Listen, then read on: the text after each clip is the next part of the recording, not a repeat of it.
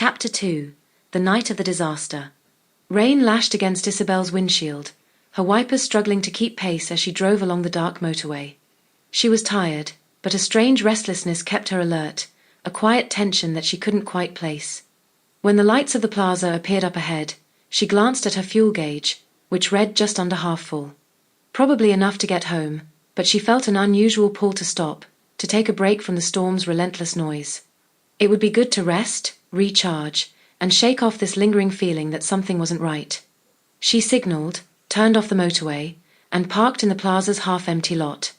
Huddling into her coat, she dashed through the rain to the entrance, barely reaching the doors before a gust of wind splattered more rain across her back. Inside, the plaza was warmer and quieter than she'd expected, with only a few truckers and late-night travelers scattered around. Most were likely put off by the dreary weather or the late hour, leaving the cafe area calm and nearly empty. The storm pounded harder against the windows, casting shadows that flickered across the tiled floor. She ordered a coffee from Marie, the middle-aged barista who worked with a quiet warmth, chatting with customers and greeting the staff as though they were family. Something about Marie's presence seemed to ground the space, and Isobel found herself relaxing, just slightly. Coffee in hand, she settled into a corner table, pulled out a well-worn novel, and tried to lose herself in the familiar words. But tonight, her mind wandered. Her attention drifted from the book's pages to the people around her, her psychologist's instinct quietly observing. A couple entered, drawing her gaze, the man tall and rugged, his jacket damp from the rain, his arm casually draped around the woman's shoulders. She recognized them from past visits to the plaza, Jim Barrett, with his easy charm, and Suzanne Green, whose laughter echoed softly even as she seemed to hold something back. Together, they took a seat near the window, their closeness easy and yet somehow guarded. As Jim leaned in, his hand resting lightly on Suzanne's leg, Isobel noticed a faint flicker in Suzanne's expression, a flash of hesitation that quickly vanished as she smiled back at him. The storm grew louder, rain rattling the windows with relentless force. Isobel watched the couple from her corner, intrigued by their dynamic.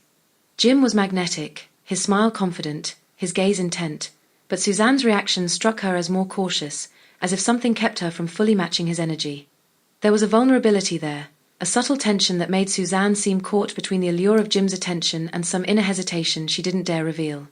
Gavin Ward, the plaza's owner, stood near the counter. He was a stout man in his early 60s, with a sharp gaze that swept over the room as if calculating its efficiency. His steps were brisk, and he exchanged quick words with the staff, his manner controlled, almost mechanical. Though he seemed at ease in this space, Isobel noticed how his fingers tapped rhythmically against his leg, like a clock ticking in the silence.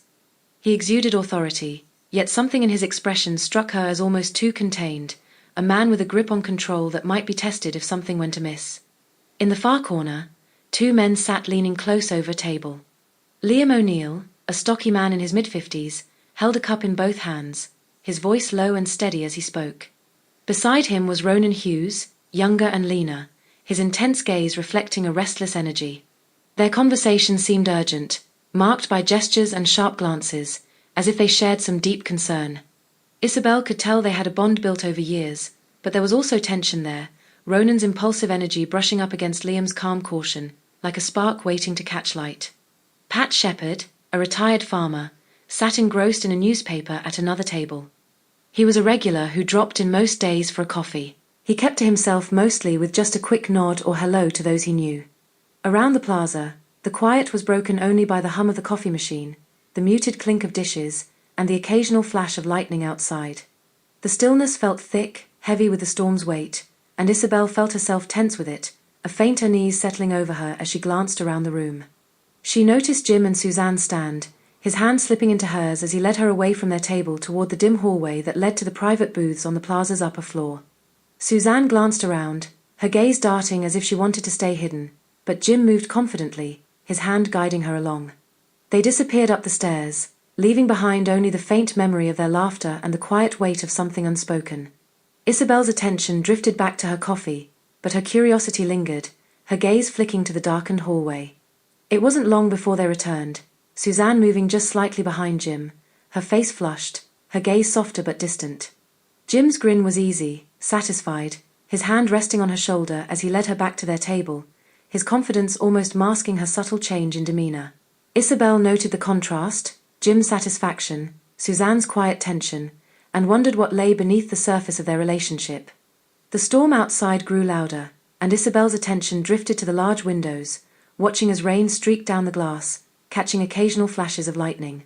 In the far corner, Danny O'Sullivan, a young man with a slight frame, worked quietly in the background, moving between tables with practiced efficiency. He was unobtrusive, barely noticed by the patrons, moving seamlessly from one task to another. Clearing tables, wiping counters, arranging chairs. He seemed almost like part of the building itself, there but unseen, a quiet presence who blended so seamlessly into the scene that he rarely drew a second glance. As he passed by her table, he gave her a small nod, a fleeting smile that vanished as quickly as it had appeared. The lights flickered, casting the room into brief half-darkness before the hum of electricity steadied once more. Isobel felt her pulse quicken, a faint unease creeping in with the storm's relentless rhythm. Outside, headlights flashed through the rain, illuminating the forecourt in a brief blaze of light before disappearing into the dark. Her eyes lingered on the reflection in the glass, an inexplicable feeling of tension building as the plaza seemed to settle into an unnatural quiet. From the corner of her eye, she caught sight of Gavin, his gaze fixed on the front door, his fingers still tapping against his leg. Liam and Ronan's conversation had quieted, their expressions somber as they leaned back in their seats. And nearby, Jim and Suzanne sat close together again, her head leaning against his shoulder, though her gaze was unfocused. Her hand resting on the table as if caught somewhere between certainty and doubt. Suddenly, a sharp sound rattled through the plaza. Isobel's heart missed a beat, oh my God, but then, she realized it was just the sound of a plate smashing against the plaza floor. Maria, the barista, smiling meekly uttered, "Oops, sorry, another plate that doesn't need washing." The storm rattled the windows with renewed force, a low rumble echoing from outside like distant thunder. For a moment, she thought she smelled gasoline, sharp and pungent, but it passed so quickly she dismissed it as a trick of her mind. The plaza held its breath. As she took another sip of her coffee, a loud noise from outside shattered the silence, a rumble that seemed too close, too sudden. She glanced toward the windows, heart pounding as headlights flashed across the rain-streaked glass. The lights flickered once, twice, casting quick shadows that danced across the walls. The room went still again, yet her breath was shallow, her pulse rapid. The quiet no longer felt like calm, it felt like the edge of something yet to come.